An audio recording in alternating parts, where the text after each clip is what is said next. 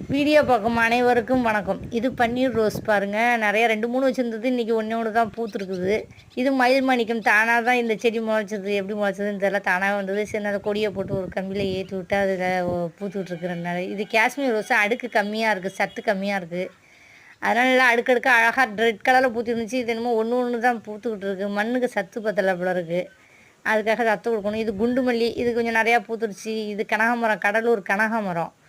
இதுவும் வச்சு இது கொஞ்சம் இதாக இருந்துச்சு, பராமரிக்கிறதுல கொஞ்சம் கஷ்டம், வேலை கரெக்டாக இருக்குதுன்னு அதனால் ஒன்றும் பராமரிக்க முடியல. இது எல்லோ ரோஸு, இது கொஞ்சம் நிறையா 2 நாளைக்கு ஒரு தடவை நிறையா பூ பூக்குது, ஒரு மரம் பூக்குது. இதுக்கும் கொஞ்சம் எல்லாம் மண் கொஞ்சம் போட்டுன்னு தூக்கி மண் கொட்ட முடியல. இது மல்லி, குண்டு மல்லி.